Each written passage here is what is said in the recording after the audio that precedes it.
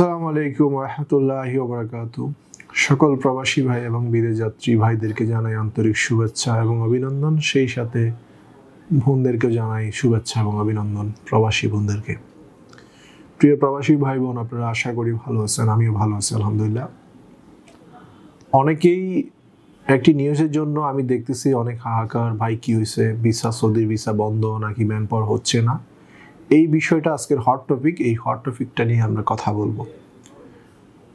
কিছু কিছু man power হয়েছে, হয় না যে তা না, কিন্তু বর্তমান অন্তর্বর্তী সরকারের যে মাননীয় উপদেষ্টা মহোদয়রা আছেন তাদের কিছু নিয়ম নীতি অনুসরণ করতে বলা হয়েছে। এই নিয়ম নীতি অনুসরণ করে যারা ব্যবসা করতে পারবে তারা করতে পারবে, যারা করতে পারবে না তারা করতে পারবে না। যে যত্রতত্র কোম্পানি যে ভিসাগুলো ছিল সেই সমস্ত কোম্পানিগুলোর ম্যান পাওয়ার অ্যাটাস্টেশন পেপার এনেই ম্যান পাওয়ার করতে হবে, আদারওয়াইজ এই ভিসাগুলো ফ্লাইট হবে না। তো প্রিয় প্রবাসী ভাই, এই পর্যন্ত এই সিদ্ধান্ত। আজকে হচ্ছে আপনার 17/2/2025।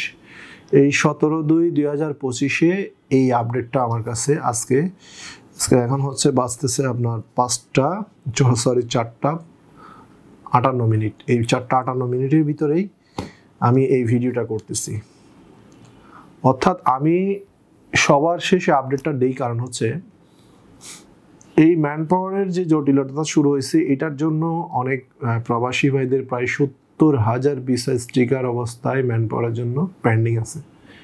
তো আমি বিগত 8 বছরে যে ব্যবসা বাণিজ্য করতেছি, অনেক কিছু উত্থান পাতান, অনেক আপডেট দেখছি, অনেক সমস্যা সম্মুখীন হয়েছি, সমাধান করছি ইনশাল্লাহ। এই সাময়িক সমস্যাটা, এই নিয়ম নীতিগুলো যদিও এগুলোর এই 13টি নিয়ম নীতি মানতে একটি এজেন্সির পক্ষে, একটি কপিলের পক্ষে অনেকটা কষ্টসাধ্য হয়ে যাবে। অনেক সময় কপিলরা বিরক্ত হয়ে দেখা যাচ্ছে শ্রমবাজার মুখ থুবড়ে পড়তে পারে, অথবা অন্য দেশে, তৃতীয় কোনো দেশে, আফ্রিকা, নেপাল, শ্রীলঙ্কা, ইন্ডিয়া, এইসব দেশে চলে যেতে পারে, ফিলিপাইন। তো সৌদি গভর্নমেন্ট যে আমাদেরকে ভিসা দিচ্ছে এটাই আলহামদুলিল্লাহ বেশি। তো আমরা মাননীয় উপদেষ্টা মহোদয়কে আমরা বিনীতভাবে অনুরোধ করব যতটুকু সহজ করা যায় অতটুকু নিয়ম নীতিগুলো শিথিল করার জন্য। অ্যান্ড হচ্ছে আমাদের কাছে যে ভিসাগুলো আছে ইনশাআল্লাহ আমরা সেটি কাগজপত্র প্রপার ওয়েতে আমরা ভিসা করে ম্যান পাওয়ার করে দিতে পারতেছি। এবং আপনারা অনেকেই ভিসার দাম নিয়ে অনেকেই কমপ্লেন করেন, ভিসার দাম বেশি। সস্তা 3 অবস্থা, আমি আগেও বলতেছি, যারা সস্তা ভিসা কিনে বিভিন্ন এজেন্সিতে টাকা পয়সা দিয়ে ম্যান পাওয়ার করা যাচ্ছে না বিভিন্ন মাধ্যমে, এই সস্তার কারণেই এখনও আমাদের ম্যান পাওয়ার হচ্ছে, এখনও ফ্লাইট হচ্ছে। আমাদের ম্যান পাওয়ার আমাদের 22 তারিখেও ফ্লাইট আছে। তো আমাদের ভিসা ম্যান পাওয়ার সব কিছু বলবৎ রয়েছে, হচ্ছে। তো আপনারা মনে রাখবেন যে অথেন্টিক ওয়েতে কাজ করাবেন, ইনশাল্লাহ ফ্লাইট হবে। মনে রাখবেন দুবাই বন্ধ, ওমান বন্ধ, কাতারে ভিসা খুব স্লো হচ্ছে, কাজের চাহিদা খুবই কম কাতারে। কুয়েতের ভিসা হচ্ছে, আমার কাছে কুয়েতেরও ভিসা আছে। আপনারা এই সকল জিনিসগুলো আপনারা মাথায় রাখবেন। মাথায় রাখার পরে আপনারা কাজ করবেন। অবশ্যই আপনারা একটি অথেন্টিক রেকর্ডিং লাইসেন্স এবং আরএল মালিকের কাছে গিয়ে আপনারা ভিসা ক্রয় করবেন। যত্রতত্র থেকে ভিসা ক্রয় করে আপনারা বিভিন্ন ধরনের হ্যারাসমেন্ট হবেন না। আপনাদের এই ম্যান পাওয়ার হবে, এই পর্যন্ত ম্যান পাওয়ার দেয় না। যদি কেউ ম্যান পাওয়ার করে থাকে সেটি ভিন্ন কোনো রাস্তা অবলম্বন করে করতে পারে, সেটা আমার জানা নাই। অথেন্টিক ওয়েতে এই পর্যন্ত যে একের অধিক ভিসা আছে, অর্থাৎ একটি আইডির বেশি ভিসা অধিক আছে, 24 গ্রুপ 25 গ্রুপ, এগুলো ম্যান পাওয়ার বিগত 21 দিন 22 দিন ধরে দেয় নাই। যাদের পেপার ক্লিয়ার ছিল তাদেরকে দিয়েছে অ্যাটাস্টেশন পেপার। সো এটি একটি জটিল প্রক্রিয়া। অ্যাটাস্টেশন করার জন্য দ্রুতাবাসে যেতে হয়, একজন কফিলকে, কোম্পানির মালিককে গিয়ে আবার অ্যাটাস্টেশন করে সেটা আনতে হয়, সেটা আবার ভেরিফিকেশন করতে হয়। একটা জটিল প্রক্রিয়া। যেমন আপনার India, Philippine, Nepal, Sri Lanka, Africa, তারপরে ইয়েমেন, এইসব দেশ থেকে যখন সৌদিতে শ্রমিক যায় 15-20 দিনে চলে যায়। আর আমাদের দেশে সিস্টেম সব কিছু জটিল করার কারণে একটি লোক যেতে 2 থেকে 2.5 মাস 3 মাস চলে যায়। সেইটা কিছুটা বলা যায় আমাদের দেশের জন্য দুর্ভাগ্য। এখন ওই যে ম্যান পাওয়ার যে হচ্ছে না, বর্তমান ম্যান পাওয়ার আপডেট হচ্ছে না, এটাই সত্য।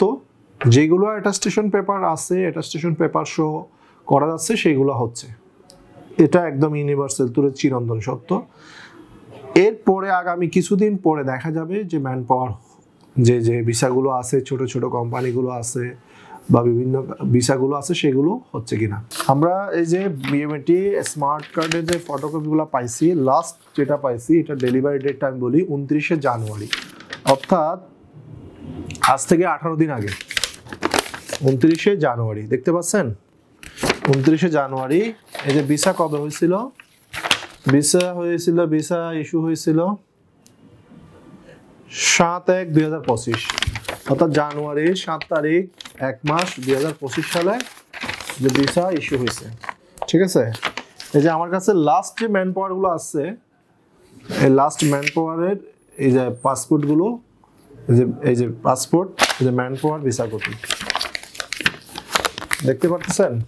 যদিও ইউটিউবের গাইডলাইন্সের কারণে ডকুমেন্ট ক্লিয়ারলি দেখা যায় না, আমরা তারপরে দেখানোর চেষ্টা করতেছি। যাত্রা হলে আপনারা কিছু মনে করবেন না, এটা অথেন্টিক অফিস, অথেন্টিক সব কিছু। তো এই ছিল আমাদের আজকের ম্যান পাওয়ার সম্পর্কে কথা। এই যে বইগুলো দেখতে পাচ্ছেন, আমার লাস্ট বিএমইটি ক্লিয়ারেন্স কার্ড পাইছি, আমি আপনাদেরকে দেখাই, যেটা BMET problem, man power problem নিয়ে যারা বলতেছেন আর কি। এই যে লাস্ট হচ্ছে 29শে জানুয়ারি 2025, অর্থাৎ আজ থেকে 16 দিন আগে আমি এটি ম্যান পাওয়ার পাইছি। লাস্ট 16 দিন আমি কোনো ম্যান পাওয়ার পাই নাই। কিছু ম্যান পাওয়ার ডেলিভারি হয়েছে, সেগুলো আমি আপনাদেরকে বলি। লাস্ট ঘোষণা আসার পরে একটা নির্দিষ্ট ডেটের কিছু ভিসা সৌদি আরব থেকে ভিসা এনজাতে উঠছিল, সেই ভিসাগুলো ম্যান পাওয়ার হয়েছে। ঘোষণার পর থেকে, বিএমইটি ঘোষণার পর থেকে যে নতুন ভিসাগুলো আসছে, এগুলোর অবশ্যই অ্যাটাস্টেশন পেপার লাগবে। এই অ্যাটাস্টেশন পেপার ছাড়া ম্যান পাওয়ার বিএমইটি কার্ড এগুলো দিবে না, এইটাই সত্য। এই পর্যন্ত দেয় নাই। যদি কেউ করে থাকে কোনো বিকল্প লাইনে, সেটা আমার জানা নেই। এগুলো আমাদের ফ্লাইট 22 তারিখ, এই মাসের 22 তারিখ, অর্থাৎ ফেব্রুয়ারি 22 তারিখে ফ্লাইট আছে। আর যেগুলো দেখতেছেন এগুলো আমরা সব ফিঙ্গার, এই যে ফিঙ্গার করে সব কিছু রেডি করে, এই যে সব ফিঙ্গার করা বই, মেডিকেল করা বই, এগুলো আমরা রেডি করে রাখছি ভিসা করার জন্য। তো এইগুলা এখানে দেখানোর বিষয় না, আমি এগুলো দেখাইতেও চাই না। এগুলো অনেক হিস্ট্রি আছে, ইউটিউবে দেখলে আপনাদের মজা লাগবে। আমিও চেষ্টা করি আপনাদের পাশে থাকার জন্য, মাঝে মাঝে ভিডিও করার জন্য। আসসালামু আলাইকুম ওয়া রাহমাতুল্লাহি ওয়া বারাকাতুহু।